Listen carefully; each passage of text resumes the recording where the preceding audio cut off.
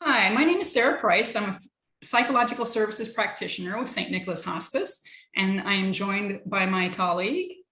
Hi, I'm Julie Baerwolf. I am a specialist psychotherapist in the team here at the hospice as well. So my role generally is working with children and adults and families across the board. So both Sarah and I work in the field of bereavement, but also the palliative side. And we're here to talk to you today about loss, grief, and bereavement. We're going to have a little conversation accompanied by a PowerPoint. Unfortunately, as this is a virtual discussion, there won't be any way for us to have conversations that we would normally have with you. But our emails are in the PowerPoint, and you can always reach out to either one of us or the rest of the team with any questions or feedback after you've seen this. Great. All right, so let us go into a slideshow. Hopefully you can all see this.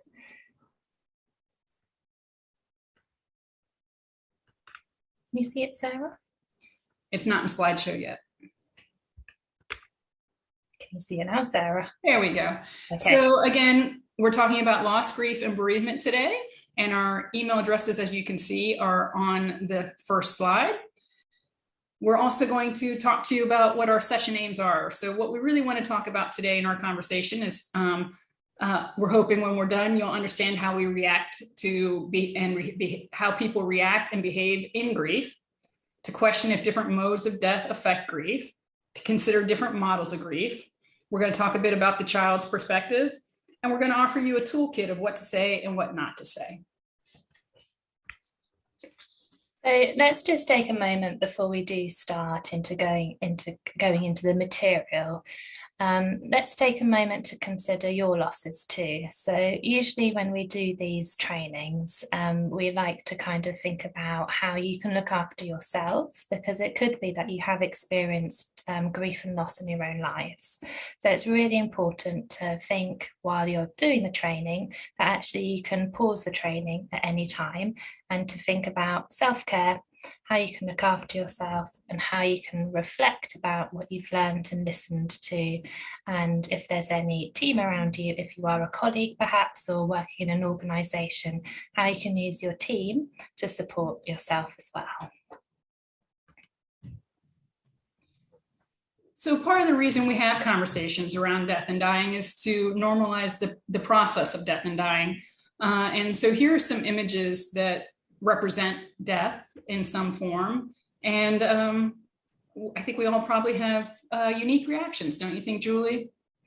We do, and it's really interesting when we do these presentations as to who is maybe shocked by some of the images, maybe the roadkill, and who just sees it as perfectly normal. And I guess maybe it also depends where you live. I live in a village, so it's a really normal occurrence when I'm walking the dog to see something that has been run over. Yes, I probably do walk around it, but I wonder sometimes if you were maybe walking with your children, what would you say to them?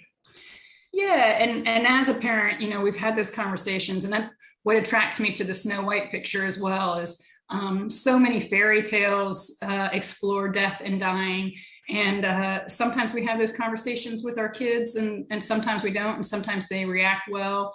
Sometimes it's just a theoretical issue for them, but for those who have children who've experienced the death of someone in their life, it can become more complicated.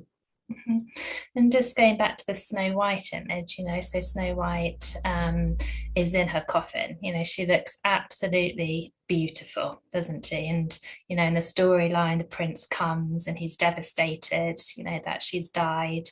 He reaches down and gives her this kiss, and the kiss, breaks the curse. She wakes up, so it is very much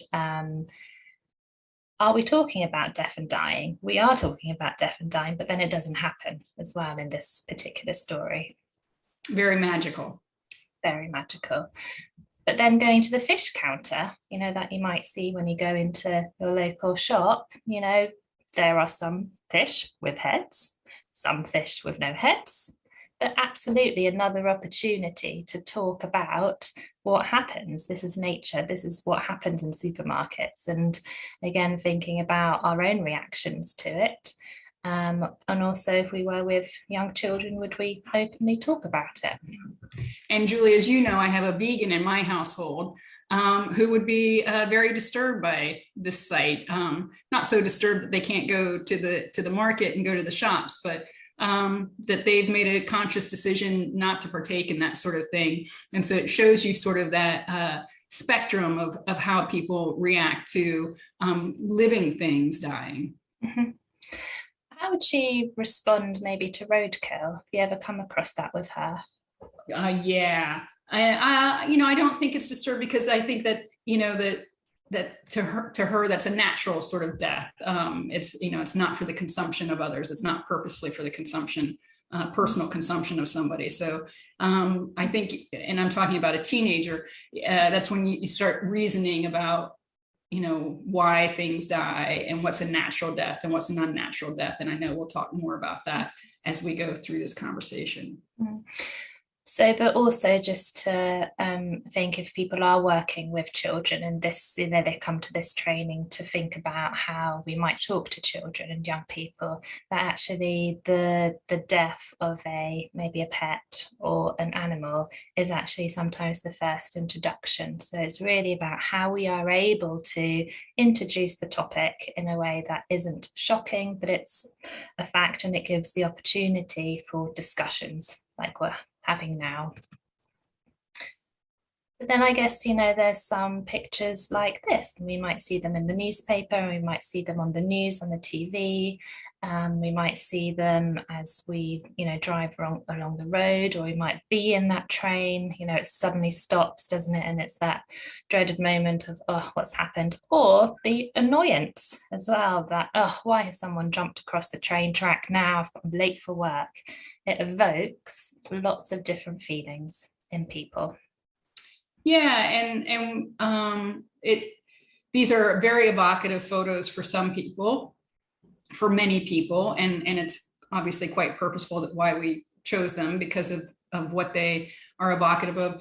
And again, when we talk about natural death versus unnatural death, and this weird concept of death is, this death is better than that death, which again we'll talk about as well. Somebody with a long protracted death versus a traumatic death, or somebody who is quite elderly. You'll hear quite often, well, they'd had a good life. And for if it's someone you care deeply about, those sorts of things don't lessen the trauma of a death. And sometimes it can be more traumatic and shocking. And sometimes it can be just as traumatic and shocking if you've had years and years to sort of prep yourself for it. These are all difficult conversations and can cause some difficult emotions and thought processes. But it's also part of death literacy, which we're a big proponent of knowing that unfortunately we're all going to die at some point, and talking to people and talking to each other and supporting each other is part of our mandate. Mm. And the image of the little fetus on the hand, that's symbolic of a miscarriage. And I think, in our service, in our bereavement service, it's a topic that is very hard because actually it's very personal. Friends, family members may not have seen, the woman sort of, had stomach grow, actual signs of the pregnancy. So it's very much a hidden loss. And it's something that a lot of people don't really understand. They think, well, it wasn't a baby. It was very much a baby to that mum, because they lose the future. That baby was already in their minds as soon as she found out she was pregnant. So, yeah, I think that's a really good point, especially when we were talking just a moment ago about children's reactions too, as we have siblings and you have grandparents, and that each of these deaths can affect a number of people, and each of them in a different way, depending on their relationship and what they come to the table with as far as their life experience. Okay, so we've got a few more images here, and these are sort of thinking about the modes of death. So Sarah, as you said earlier, there are maybe differences in how somebody might die and how that does affect the grief as well. So there's just a selection of images. Which one are you drawn to, Sarah, and sort of thinking Like, Because I do a lot of palliative work, I'm drawn immediately to the hand holding. And it's like I mentioned just a moment ago, it's what I bring to the table. I've worked for many years with patients and their family members of all ages. So I have a lot of experience with expected death, being a hospice. So I'm drawn to that, and I know the difficulties and pains involved with that can arise. But then also the noose and the car flipped over, and of course because of what's going on in Ukraine, but all over the world right now, the soldiers, those personally touch me emotionally because it just seems so difficult to how you come to grips with those as a friend or family member of somebody who dies in that manner. mm. How about you? Well, I suppose for me, I'm very used to working on the bereavement side where it is unexpected because both our bereavement service are open access, which means that we do work with people who have experienced multiple modes of death. So the very tragic sometimes is suicide, and that could be a planned suicide, or it could be an overdose, but actually it is a suicide, and or it could be people thinking of taking their life as well, so working very much with that side of it too. I suppose the image on the left of the little girl touching the tummy, I've worked a lot with siblings as well, where a baby was stillborn or something happened immediately after the birth, where it's a loss, again, like we talked about the miscarriage, where the children are so excited about having a sibling. They are very much involved during the whole pregnancy. They buy clothes, they prepare the nursery with the parents, and it's that loss of the future. It's in that moment, maybe walking back into the school, back into class, everybody's asking, and it's that feeling of the child, not knowing what to say because something terrible's happened. So, and with a lot of these images, there's also a lot of trauma attached. Sometimes you might be working with somebody who has been involved in that car accident but survived, but the other person has sadly died. So it's the shock, it's the trauma, it's the reliving of the experience that can be very hard. Mm-hmm. That's quite often what comes into the therapy room, or anywhere really, if you're talking to friends, or maybe if you're working as a volunteer, listening as well. The story is really important. And you were talking about some recurring themes of the trauma, and I think one is that in grief is that that guilt that often attends, especially whether it's a child death or a suicide, but even an expected long-term illness, there tends to be a lot of guilt that what else could I have done, a survivor's guilt, if you will. Mm-hmm. And we do see that a lot with suicide as well, don't we? Or people maybe who've been using drugs or addiction, the person, even sometimes a child, thinking, if I had just have told somebody, would they have still been alive now? Would they have got the help? Could I have done more? But actually in that moment, I always say to people, in that moment, they made that right decision for in the moment. And hindsight is such a good thing, isn't it? If only we could see into the future. Okay, so this is now sort of thinking about grief in our community and maybe the people that we work with. So this is quite old research, it's 2004, and Sarah, we were talking earlier, weren't we, about actually if we thought about the statistics now after COVID, but looking at sort of this model, it's a triangle, and at the bottom we're kind of looking at that actually a lot of people are very resilient. They need information and guidance. They've got a lot of family around them, support, school, friendships, the peer support, which is really, really important.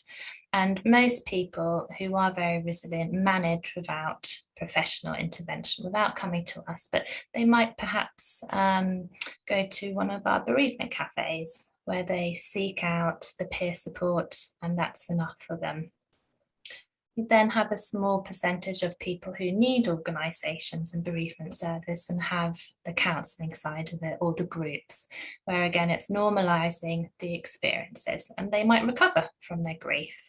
But then we do have a small percentage who need more specialised services, and maybe referrals to the mental health. So we can see that back in 2004, there was 10% with chronic depression and chronic grief. So the chronic grief is over a long period of time, where sometimes they do need that mental health support if there's anxiety or severe depression or suicidal ideation as well.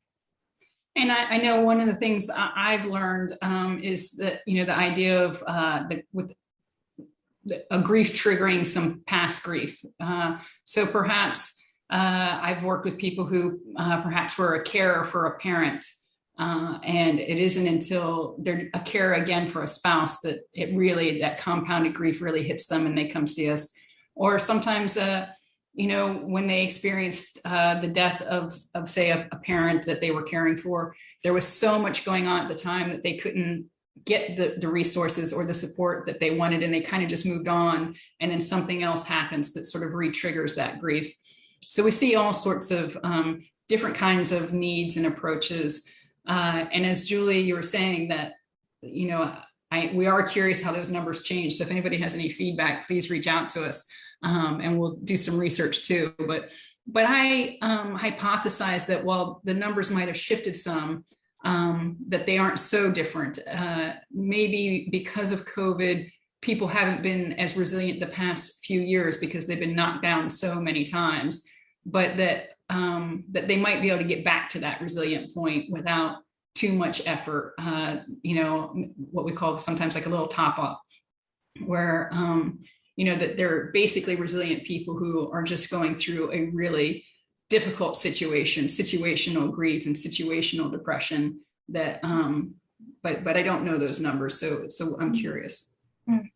And COVID has been very relevant in terms of, not being able to maybe see people in the hospital environment, not being able to access treatments or go with, the person or see them before they died. So it has impacted very much. And we've seen it with the children as well that we work with, a lot of anxiety, social anxiety, general anxiety, separation anxiety, and that's before there's a bereavement. And then if you put a bereavement on top of that, absolutely it can add very much to their recovery, and it might affect it. But yes, we still get very resilient families where there's a lot of communication, a lot of love, a lot of support. But then equally, there might be some families that are very small, dysfunctional, unable for whatever reason to really talk about their losses that they've experienced. Yeah, I think that's a really interesting point, Julie, because, for those who don't know a lot about the kind of work we do, I think it's easy to think that a really supportive, loving, engaged family would be in less need of our services, and that what we would call, or what the public would call, a dysfunctional family or a less intact family would be in more need of our services. But that isn't necessarily the case. We, as each family and individual comes in, we assess the entire family, and they all have strengths and they all have weaknesses. And a very loving, tight-knit family could be just as in need of some support for a chronic or traumatic loss as anyone else. As indeed some families that the public might call dysfunctional or complex may still be very supportive, and the people involved in it very resilient and not in need of long-term services. Mm-hmm. Absolutely. Got some definitions. All right, so I'll start with bereavement is the state of having suffered a loss. And I know when we move through this list, we'll talk a little more about COVID because we're thinking a lot about COVID, obviously, these days. But bereavement just in and of itself can mean any kind of loss. As Julia was saying earlier, you're talking about losing a pet, but it could also be the loss of employment. It could be the loss of a marriage. It could be any loss, moving and having to change a school for a child could be quite a bereavement. We generally think of bereavement as a death related loss, but it's really any loss that someone feels. Mm-hmm.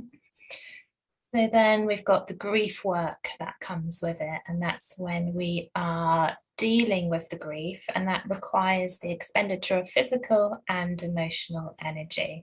And I always remember clients saying, I am so exhausted after the session. That's because talking and feeling requires so much emotional energy.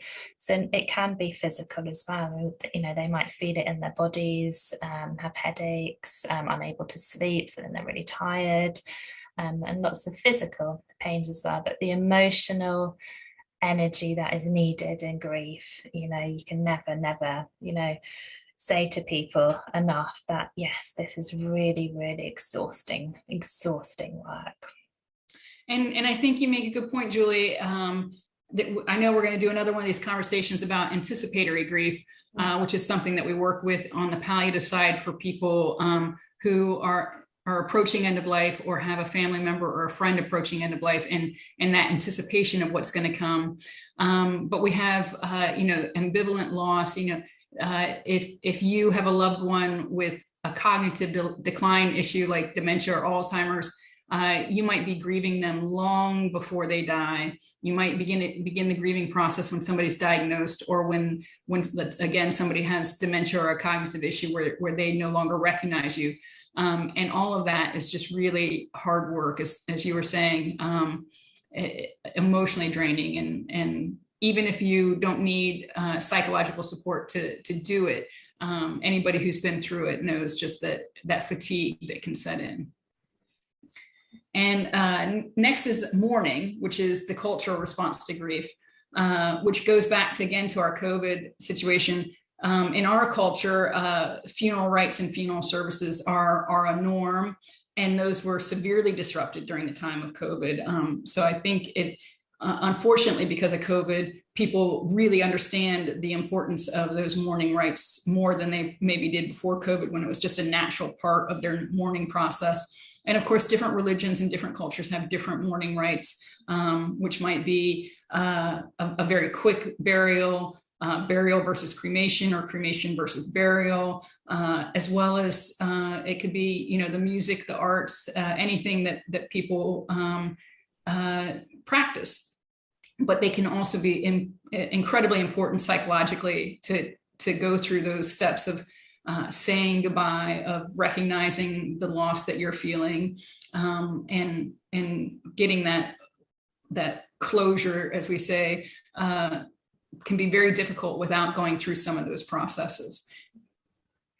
And some cultures have a very quiet response to grief, very private, whereas others, as you said, are very open, and they're maybe expected to openly show their raw emotions. And it's very different, and there's no right or wrong, is there? It's just sometimes maybe if grief can be shown culturally and not hidden and not made private, then actually people in that sort of culture where it is shared, they're together, it's an expectation of what's going to happen. So perhaps it's easier to show the grief externally and not keep it in. And I think, when we talk about kids a little bit later on too, that culturally, and I mean like a family culture versus a larger culture, whether you're going to involve children in a funeral or funeral rites or not involve children, some of those things will affect whoever's involved going forward as well. So the ramifications, the ripples from that stone will travel. Yeah, so we've talked about how grief work can be very psychological and somatic, but it can also affect the social side of things as well. And I think it can be very isolating sometimes as well. If you're not in a community, you're not in a culture where it is shared, grief can be very isolating. Yeah, and again, and I don't know how much of this might be cultural too, but for some people, the feeling that the Victorian mourning period, let's say, but it still sort of exists in a way that some people feel like they can't go out and have fun and enjoy things, or that the people around them feel that they shouldn't go out and have fun and enjoy things. Laughing is probably, when people realize they've done it, one of the most painful things that's recounted to me. The first time they had somebody had a good laugh, and then immediately it hits them that they shouldn't be laughing or feel like they shouldn't be laughing, those sorts of things. As well as, and we'll talk about things to say and things not to say, but I know, the idea of you should be over it by now versus you shouldn't be out, that there just is a lot of mixed messages for in our culture as to how you're supposed to respond and when you can sort of quote unquote rejoin life. And the shoulds, they usually mean there's a little bit of guilt attached as well. So we really try and work with the shoulds and take them out of the sentences, because otherwise the guilt can weigh very heavy on people. So grief is very normal, and it's common to all of us. We all go through experiences during our lifetime where we experience losses. And it is a part of life, and so the intensity of grief changes as the finality and the consequences of the loss are understood and future hopes and plans are revised. Me without you. So there's strong and surprising emotions. They may suddenly appear at difficult occasions, and sometimes they might be anniversaries or birthdays or family holidays, group celebrations, where you really notice that that person who was normally part of those celebrations isn't there. So it's feeling that gap that person is no longer sitting at the table or part of it, and creating those new memories in the future. And I think one of the things that I hear most frequently is sort of to expect the unexpected. You might be picking out apples at the shops, and that wave might come over one, or you could expect it to hit you at Christmas and it doesn't. So you never quite are prepared for it. Sometimes it's very expected, but sometimes it's unexpected. Mm-hmm.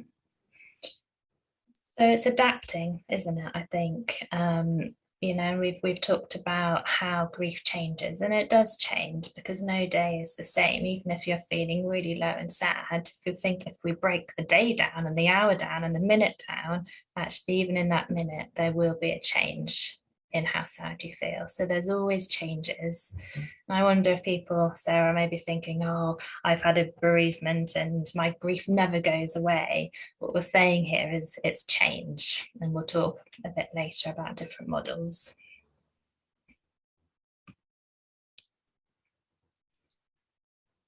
So grief may look like a lot of things, and we'll talk about these a little more.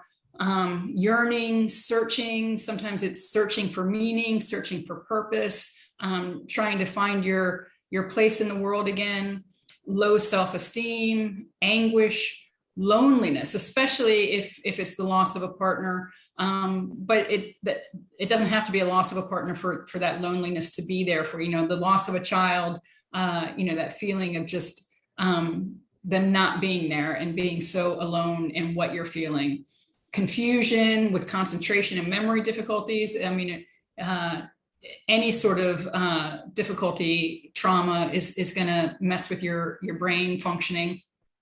Loss of meaning and loss of faith, and that can be really hard if faith played an important role in your life. The concentration and memory difficulties might be one just to really normalize, because a lot of people say to us, am I going mad? Is this normal?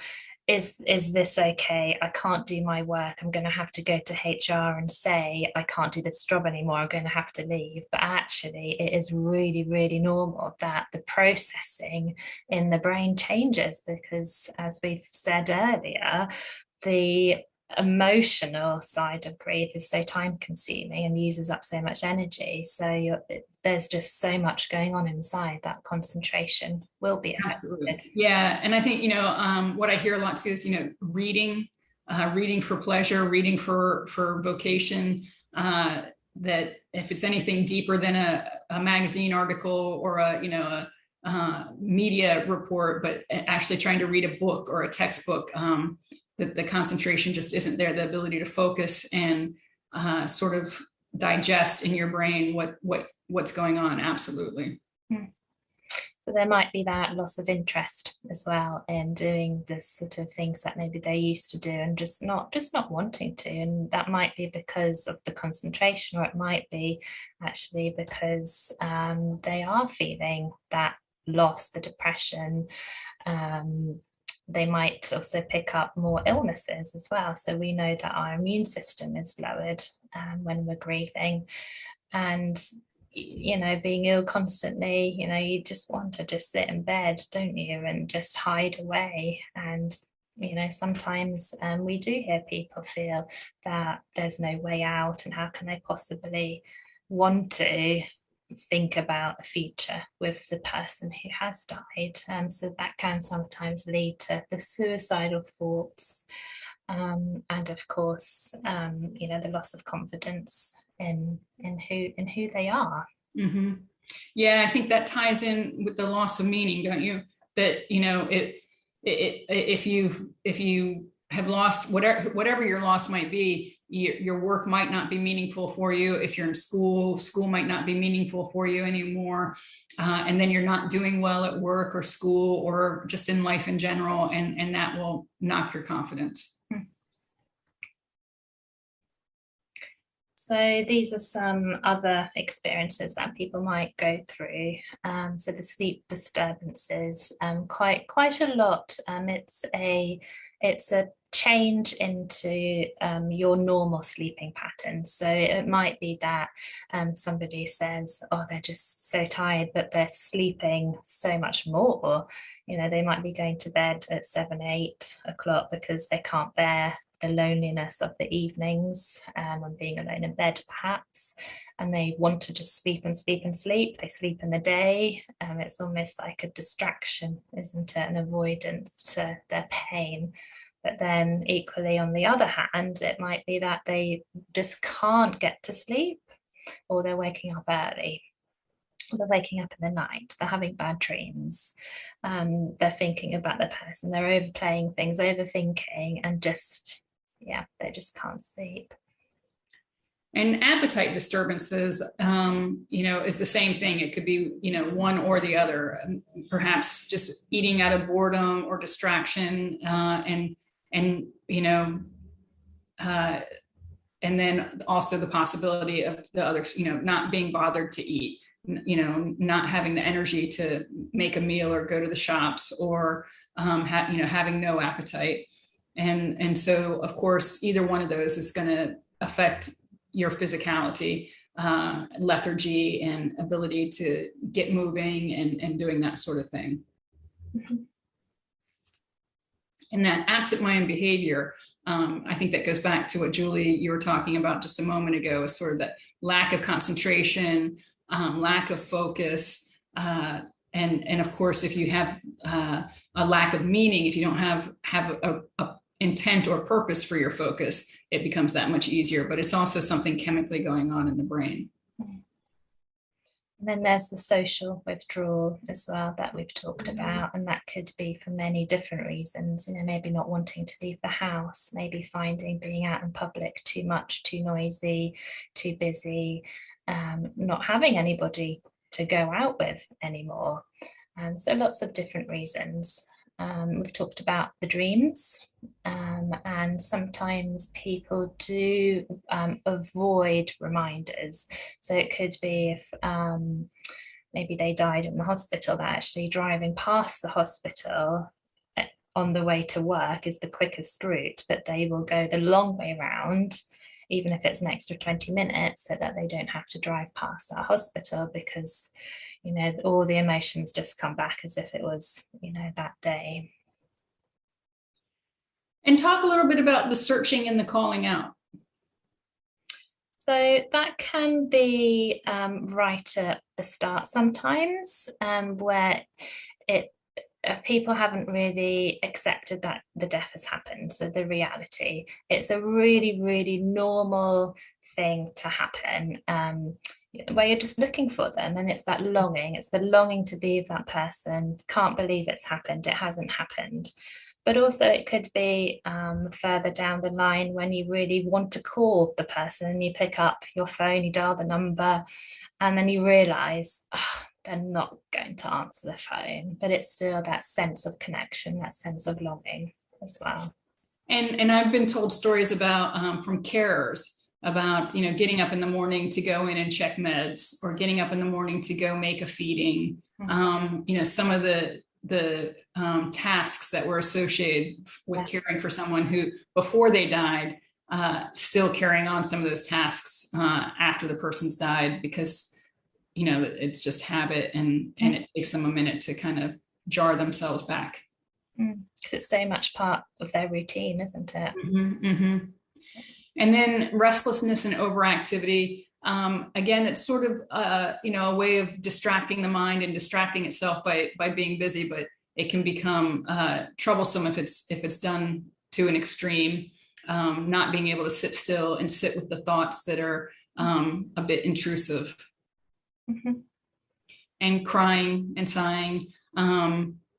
I think, again, we're talking about cultural things earlier, Julia. I don't know how many times you know, you've had somebody sitting with you who apologizes for their crying. I've had some of our staff at the hospice concerned because a partner or a parent is, you know, crying too much or something like that. And I think, again, culturally, we just stop ourselves from crying and apologize to people that we let ourselves cry, when obviously it's, you know, it's an emotion that needs to present itself. But then sometimes people might be worried if they're not crying. Why am I not crying? Yeah, you're absolutely right. We've had that as well, where, you know, the feeling, and people who tell us that they're concerned because they haven't cried. And you know, there's no explanation other than when you need to cry, you're going to feel it come on, and it's going to come on. And if you don't need to cry, you know, that there's nothing wrong with you. That's not abnormal. Yeah. So then we've got visiting places and carrying keepsakes, or sort of treasuring things that have belonged to the person who's died. That can be a really comforting thing. It might be sort of going to the burial place, or where they were cremated, as a very concrete place to go and maybe talk to them as well. But other people might find that a really tricky thing to do, because actually you're then leaving the person there, and that can be really, really difficult for people. So a lot of people don't, but it might be then places where they've been together, or wearing some of their jewelry, or, you know, wearing something special, keeping something special in their handbag or pocket. And we encourage that a lot with children, actually, to have that transitional object. So the thing that was really special that they can either hug or hold or comfort at night time, they might sort of have a jumper or a shirt. It might still have the smell, and that can be really, really comforting. And I know you're a huge fan of legacy projects and activities, and we're planning a conversation on that in the future. And one of my favorite things that is really, I know a number of people have done this, is, you know, naming benches in a place that they like to visit. So, you know, maybe a National Trust site where you can plaque a bench and go and sit and have some reflective thoughts about the person while you're sitting there. And then the idea, like you were saying, is, you know, carrying a touchstone of some sort makes a good anchor for those who, you know, want to control themselves in certain situations. So like we said, you know, crying and tears are normal, but you might not want to do that in your workplace, or you might not want to do that at school. And you can have an anchor in your pocket that may be a stone, maybe something that you've placed emphasis on and created as an anchor, or it might be something that belonged to the person who died that you're using as an anchor, that you can just kind of grip in your hand and help anchor yourself to get through the moment when you're feeling those waves of emotion and you want to control them. Yeah.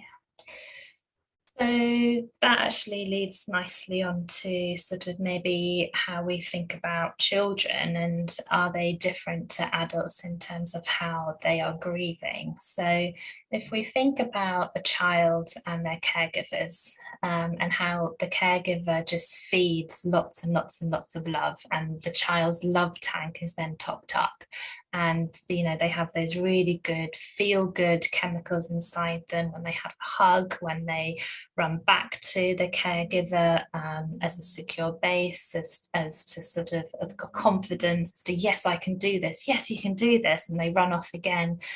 That is absolutely all those feel good chemicals. Margaret Sunderland calls it joy juice, which I really love. But actually, those things are then lost. They're just gone when that caregiver dies. So if there's another caregiver, that child is still able to receive some of the love tank, and it's still topped up, but actually it is very much reduced initially. And it can be replaced with high levels of stress chemicals, the cortisol. And we've actually know that during separation, the high level of cortisol in a child's brain is actually the same as found in adults suffering from clinical depression. So if cortisol is activated in the brain and the body at high levels and for far too long, the world can feel like a really, really hostile, attacking place. So we really need to bear in mind that being able to talk to children about what's happening and happened is a really important part of helping them cope with all the changes that's happening in their bodies, all the chemical changes. And children do grieve a little bit differently to adults. As adults, we kind of tend to be in it for a long time when we think about things.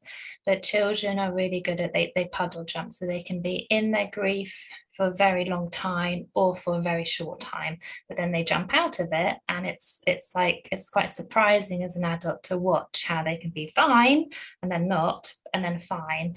And sometimes we see that sort of at funerals, so they can be really upset during the ceremony, or and then outside they can be playing with their friends and having a lovely time. It doesn't mean at all that they've forgotten about the person who's died, but they're just needing to maybe go into that puddle for a little bit, and then they come in and out, in and out. So I think that's really helpful for people to understand, so that they're not thinking, oh my goodness, why is my child talking about all of these, things like what's for dinner, or can I have the person's iPhone? It's just because that's how they grieve.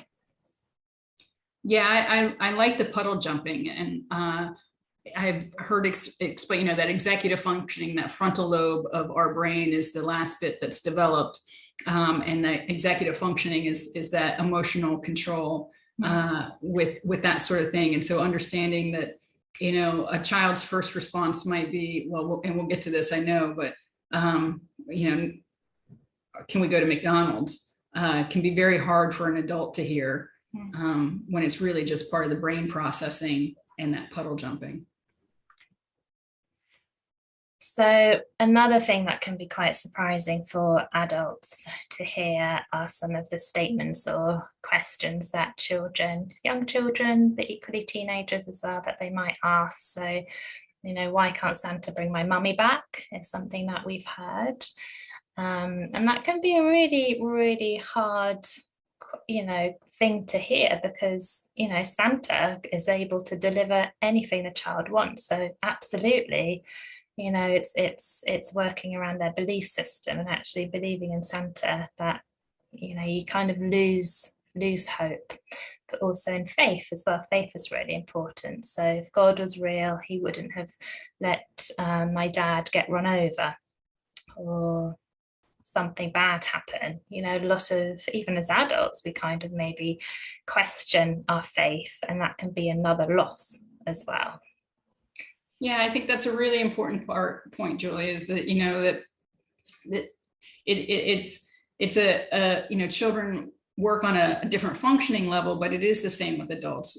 So they may find faith or they might lose faith if it, in a spiritual way. But it's also if you've been married to somebody for 50 years and your whole life is your partner, then it's very difficult. It's that loss of the future. And so trying to find meaning in a life now, or do you want to be dead like your partner? You want to be, especially if you believe you would be with your partner, but even if you don't believe you would be with your partner, why would I want to go on living if they're not living? And it's shocking and hard for people, I think, to hear. And then using a language that children can understand. So absolutely, there's culturally heaven. We have a lot of families we work with who do believe in a life after death, and we would never ever question that or take that away. But we might suggest that it needs to be explained to the child that actually when we're alive we can't get to heaven. So sometimes children might sort of say, oh, next time we go on holiday in an airplane I'm going to see daddy again because he's up in the sky, or I'm going to get a ladder. Why would you get a ladder? Why do you need a ladder? Well, I need to climb up, up to the sky because heaven's up there. So, and helping them understand that heaven isn't a place like Devon, that they can travel to, but maybe a little bit like that. But helping them and making them realize that it is finite. At the moment, they are not able to see that person again, but there is still a connection, and that's in the heart, and really helping the child or adult build that connection. It's a very different relationship once somebody has died, but there's still that relationship that they can have.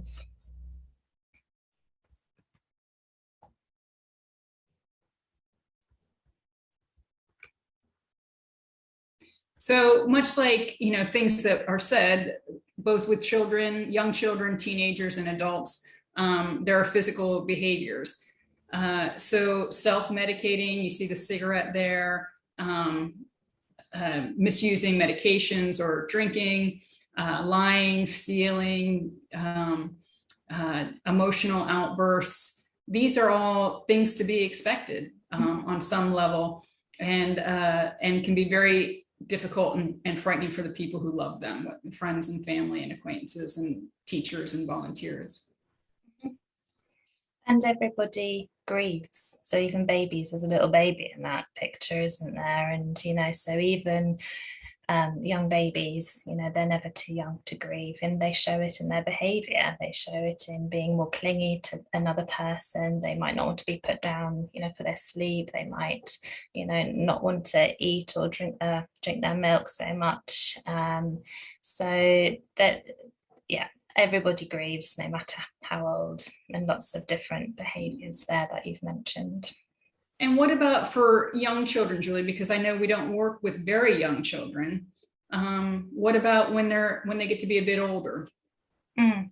So we don't work with very young children, but we might work with families and help the families understand that children, babies, toddlers do grieve, and help them understand what has happened. So as they get older, they can help find the right language to something that was maybe pre-verbal as well. So that might be, when they're maybe 7, 8, 9, or adolescent even, where they're realizing that that person who has died isn't going to come back, or they might be different from their friends at school, or Mother's Day, not being able to give mummy that card.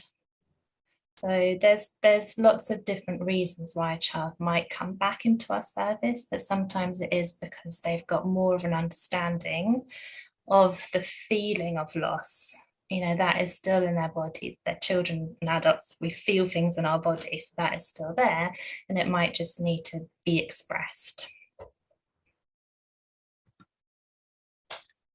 And so I know when we normally do this, Julie, we do it live, and we'll do breakout groups and talk about let people talk amongst themselves about unhelpful things that have been said to you after someone has died. Always a lot of fun. What's that? Always a lot of fun, this one. Yeah. So you want to throw one out there before we go to the list? Well, I'm actually just thinking, actually, it doesn't always have to be something that's been said. It can be what's not said as well.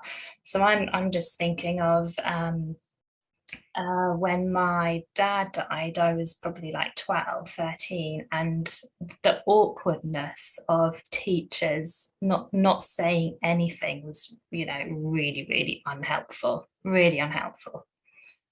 That's really interesting because, as you know, a very good friend of mine, her son died, Yeah. and one of the things she shared with me was, the number of friends she lost in that experience. I mean, it was a number of years ago now, because she didn't have the mental strength or energy, or she was apathetic about trying to save those friendships. So they were probably people who cared quite a bit, didn't know what to say, and we're leaving it up to her to reach out when she wanted it, and those friends are unfortunately gone forever. So I think that's a really good point. Sometimes it's very much not what people say, but that nothing is said. Although someone did say, well, at least you had your dad till you were 12. And I was like, well, that's still not the grand age, really, to not have your dad, after that age. Mm-hmm. But yeah, so that wasn't a very helpful thing. No. So should we have a look at our list? Yeah. So she's in a better place. I'll start with the first one, things not to say. Again, these are things that are meant with good intentions. And so if you've said any of these things, please continue listening and watching. We've all said things we wish we hadn't said, but in a better place, better than here with me, better than alive.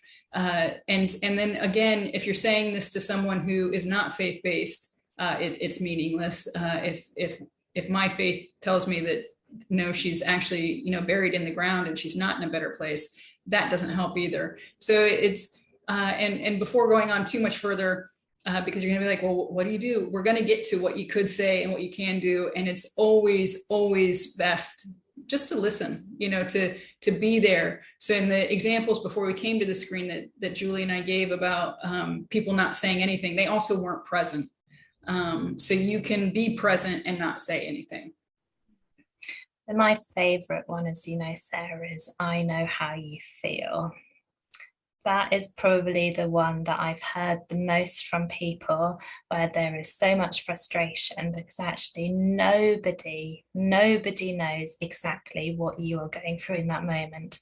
People might think, oh, I better say something and relate it to an experience that they've had in the past that isn't remotely what they're going through, but there might be a smidget of a feeling. It also shuts down the other person who is feeling the feelings, because if you've got somebody saying, well, I know how you feel, and then telling their story, where's the room to tell my story? Yeah, that's exactly right, Julie. My first experience with that particular one was in my early hospice days, and I did a home visit with a nurse, and the nurse's mother had died from the exact same diagnosis at about the same age as the patient we were seeing, and we were talking with the daughter. And she said that to the daughter, and the daughter responded that, no, you have no idea. It wasn't very nice, and it was a lovely nurse who felt properly chastised. But it hit home to me that no, whatever you think you've gone through, no matter how similar it might look on paper, somebody else is dealing with the same situation. And again, you don't know what somebody's relationship was or is with the person who died. So maybe you loved your mother and I hated mine. Maybe your mother was good to you and mine abused me. You don't really know that, and that's a good one to avoid. And it sounds so innocuous. So I'm sure I've said it in the past. So now I say quite frequently, I can't imagine. And you need to be brave or strong, or you are so strong. How do you do it, Sarah? That's just setting the person up to not be able to feel any weakness or vulnerability. Yeah, you just took away my permission to tell you how I really feel. Yeah, broken. Why would I go to you and tell you and break down when you think I'm strong? Not going to happen. Yeah, and his suffering is over is another good one. Or anything, you did everything you could. Did I do as we mentioned before, guilt is a heavy player in grief and bereavement. And so if I feel like maybe I should have told them not to use so much pain medication, or maybe I should have told them to give him more pain medication, all those doubts are coming through, and you're telling me I did all I could, but I can think of 3 other things I maybe should have done. It just makes it sort of much more intrusive in my mind. And we'll get you a new puppy. That's maybe sort of when there has been a death of a pet, and very quickly the parent might want to stop the child from having those big feelings and replace. But actually, as we know, it's really important to have that time to grieve and process, because by replacing someone or an animal, actually you don't have that same relationship with the person. So it's a very, very new one, because otherwise you're just thinking, well, my old dog never used to do that, you're just so different. Never compare losses. That's something that we see a lot in group work when we're working in sort of therapy groups, but equally maybe like at one of our bereavement cafes, where it's okay for everybody to come together who has experienced a loss or bereavement, because actually they're grieving at their 100%. Might be very different bereavement to the person next to them, but if that person next to them is thinking, oh, mine's not that bad, I shouldn't be here, oh, I've only been bereaved to one person, they've had 3 bereavements in a year, you're just constantly not letting yourself have that grief, which is so purposeful.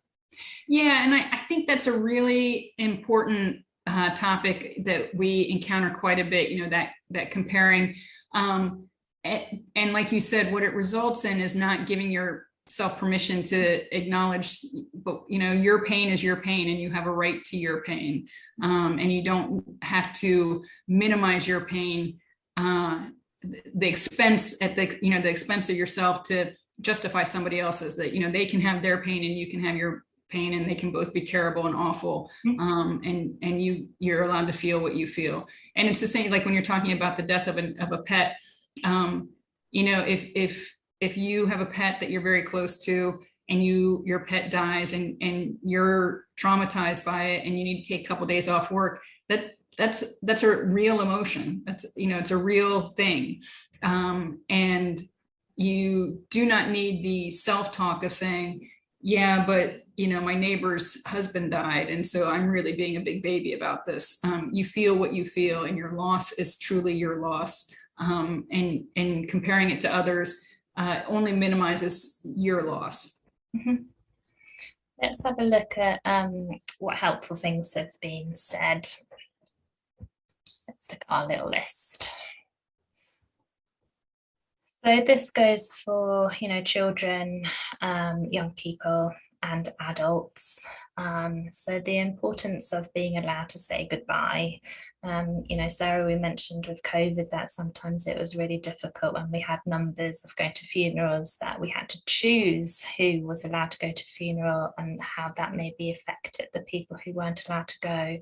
Sometimes we have caregivers, parents say, well, I don't want my child to see the burial, I don't want to take them to the funeral because everyone's going to be crying. But actually it's really helpful, especially if the child is prepared and things have been explained, that they are allowed to go and they can say goodbye as part of that too, and that their distress is taken seriously. And sometimes the children, we might talk differently to them, and that means we have to find the age appropriate words to help them understand their distress as well.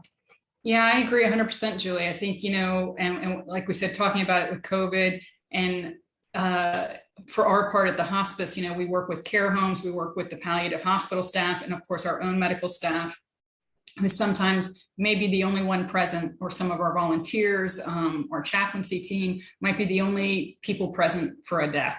And that's very hard on the family, but it's also hard on those people who are experiencing it. That they grieve too, especially when they feel like, oh, he should have been with his wife or he should have been with his children and they couldn't come in, or his grandchildren. So I think that is going to have some long-term effects on a lot of people. And as we said before, listening, you don't have to say anything.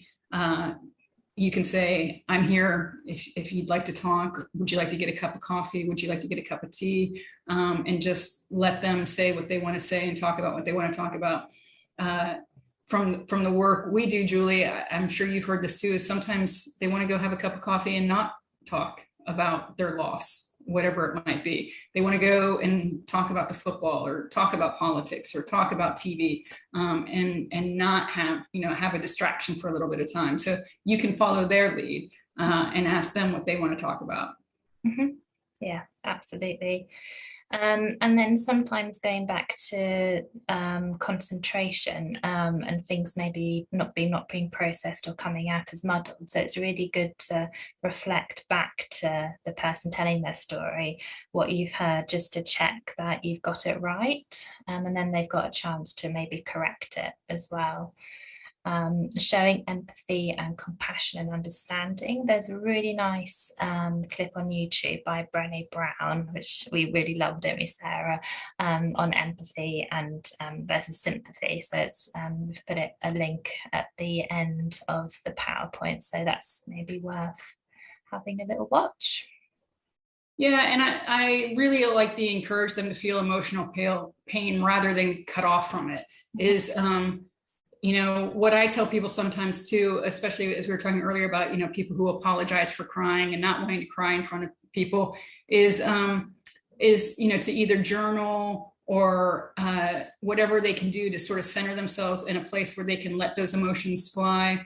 If maybe they want to take a long walk and they're away somewhere where they can just bring those tears on and let them flood them, and remind them that it's a wave, that it will pass, that they've survived the crashing of the waves before. So if they put themselves someplace safe, which might actually be with a friend or someone else that they can trust, and say, now I'm going to look at some of these photos that always make me cry, or listen to this music that always makes me cry, and I'm going to just sit with these emotions until I feel that fatigue, and then I'll work from there. That's a really good point with the waves, isn't it? Because a lot of people might think, if I cry, if I get really, really distressed, this is what it's going to be like forever. I'm not going to be able to stop. But it does come in waves. It's a roller coaster, and it's good to cry and then feel the relief afterwards. But yes, if the support is needed, absolutely go and seek somebody out who you can trust, to be with those big feelings and not for them to shut the big feelings down. And then the last one we have listed here, the create opportunities for remembering, Julia. We could sit here and talk for a few hours about some ideas. If people want ideas, they can reach out and email us. But I think, we all have our different tastes. So I could sit here and talk to you about, I like photo albums and slideshows and music and those sorts of things. What sort of remembrance activities do you like, Julie? I'm thinking about when we work with the children and we're running groups. It's, we make memory jars, and it's a really lovely opportunity for children to share with the other children in the group about lovely memories that they can hold on to. There might be some not so lovely memories, but they're focusing on sharing memories with the other people in the group, and almost like sharing that person with them. And the others always, listen intently, and that's a really lovely moment. Yeah, that makes me remember too. I do like the letter writing. I like writing anything, and I think that this is a great segue to the, people like to talk about the people they've lost. So saying, Julie, tell me a little bit about your dad, or me saying, tell me a little bit about your partner. How did you meet? How long were you married? Where did you get married? How many children did you have? Those sorts of chances of, of reminiscing are powerful as well. And being really curious all the time. Okay. So we're moving on to thinking a little bit about some models that we might use in bereavement, and this is the dual process model, where we're looking at the two sides, loss orientated and restoration orientated. And what Strobe and Schutt are saying is that you oscillate between them, like you bounce back and forth. You don't really tend to stay in one for too long because it's sometimes unbearable. You bounce to the other one. And we see if we're working with couples, that actually they might take it in turns. So when one person that really has the sadness and the crying and the uncontrolled outbursts, and feeling very vulnerable, that the other person in the relationship is able to hold it together a little bit more and focus on perhaps, encouraging them to do new things, but really containing and holding it. But then when the other person's okay, it might be the other person's turn to really be able to feel the grief so intently. And so, Julie, I imagine, a lot of the work revolves around normalizing that feeling of, that oscillating, although perfectly normal, can feel abnormal, can feel like I don't have control of my emotions. I was fine last week, but I'm not fine this week. Why is that? Is that where we see some of that from? Absolutely. Yeah. Yeah. And by really normalizing that is okay, really helps the person to understand, that it's okay in that moment to feel all those feelings, but actually how good it is to sometimes have a distraction. It's not that you're avoiding it, you're being distracted, because actually if you stayed on that side for too long, it would really be very unbearable and take you maybe to a very isolated and low place. Okay, and then we've got Lois Tompkins, Growing Around Grief. I love this one, Julie, because you taught it to me, and so I use it quite frequently. So I'll do my best, but please step in. So figure 1 would be the grief, and if you look at figure 3, you'll see those two blue circles are actually the same size. It looks like one of those optical illusions. It looks smaller because of the fried egg circle oval around it. But the idea with these figures is that you have the grief, and the grief doesn't shrink, which is what people seem to think, that if I see a counselor and I work on this, the grief will get less and less and less, and maybe even go away. And that just is not productive, unfortunately. Anybody who's been through grief knows that it's never gone. Sometimes it feels smaller because what that outside circle is life, and building a new life and purpose and all those things that take up most of our days. And so as those things sort of grow, and grandchildren and children grow, and activities grow, and your job and your education, whatever you might be working on in your life, as those things grow, it makes that blue circle look like it's gotten smaller. But it's still there. And I've worked with people I found one who found that really comforting, because they were actually afraid that if they lost their grief, that they would lose their partner. That, once she felt no more grief, then he would be completely gone. And so I found that very interesting, because it sounds counterintuitive to want to hold on to that grief so you don't lose the person. But she found that very comforting, that she would always have the memory, the memories and the grief of him. She would just build, hopefully, a fulfilling life around that grief. And then other people just felt sort of in a behaviorist CBT sort of way, like they had a goal, they were moving towards something. And so if they moved towards some activity and some growth, that would help them with their grief.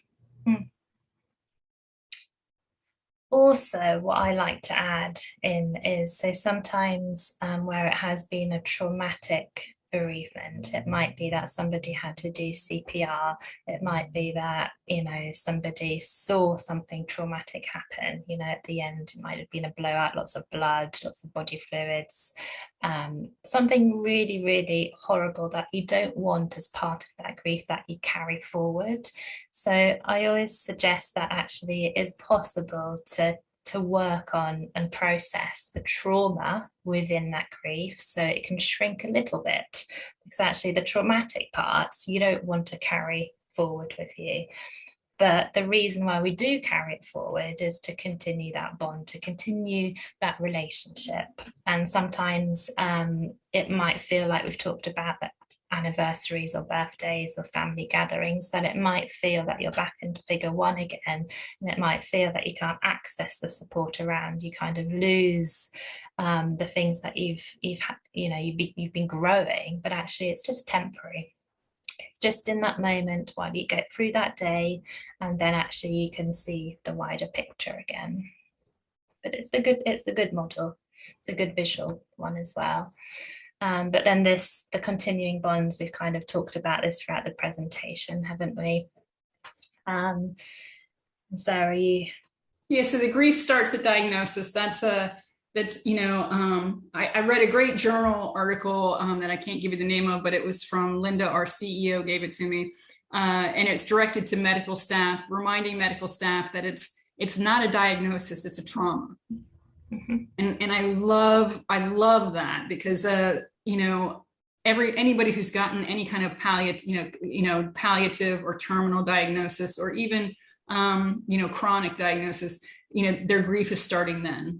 It's a trauma for them and the people close to them. And so they begin grieving, if not necessarily because of the end of life that's coming, maybe the retirement that's lost. If you think about a child with special needs who's diagnosed with special needs after birth, when they're young, that those parents, they don't love that child any less, but they are grieving the future they had envisioned for them initially. So, just to keep that in mind, that there, as we said at the beginning, there are different kinds of griefs. It's all just, it's the loss of something meaningful to them. Mm-hmm. And it starts for people with an illness at diagnosis. Mm-hmm. And grief is the price we pay for love. The more we love, the more we connect with people, the more we have relationships and have fun and trust and share memories and experiences.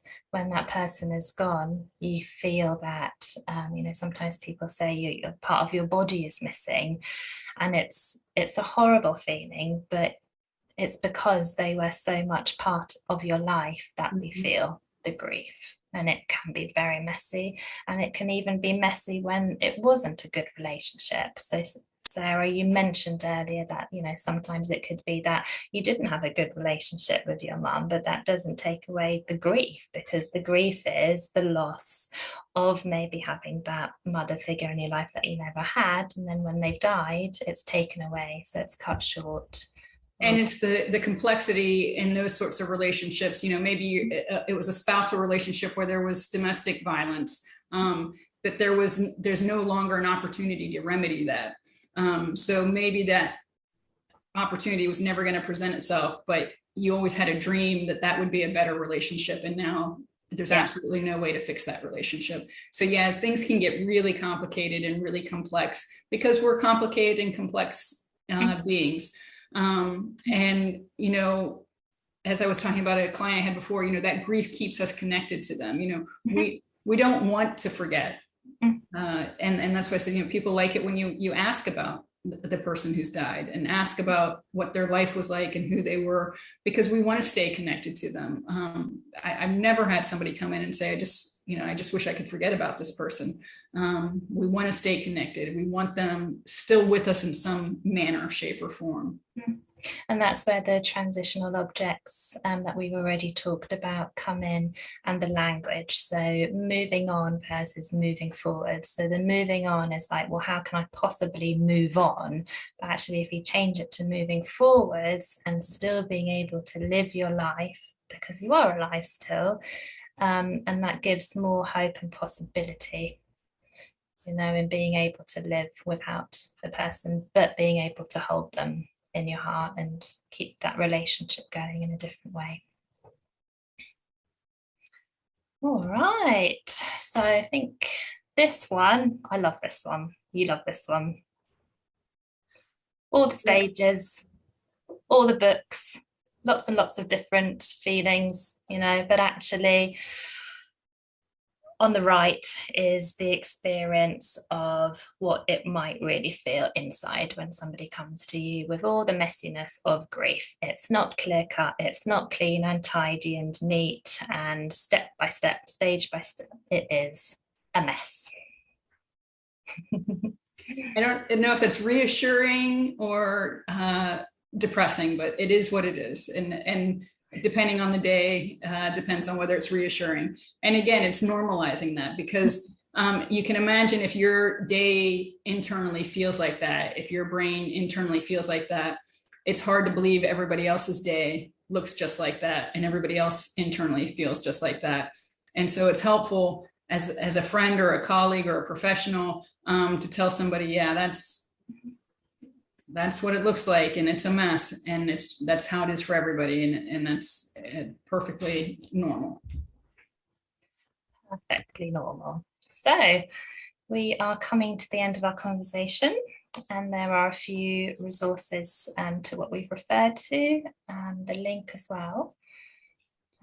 And I would just like to finish by saying, if you're watching this and you would like some more information from either of us or from St. Nicholas, if you don't know us and don't have the contact information to get to us, you can always just ring St. Nicholas Hospice and say that you saw the loss, grief, and bereavement conversation and you'd like more information or you'd like to be put in touch with us. We'd be more than happy to have a chat with you. We'd love your feedback, and we'd love to know how we can assist you further. Yeah, brilliant. Well, thank you for your time. And don't forget, at the beginning, we mentioned the self-care side. Maybe take some time for yourselves and think and reflect on maybe if something was triggered in you or you've had past bereavements and you do need some time to look after yourself or talk to someone, go and make that phone call. Right, yes. So Sarah, thank you.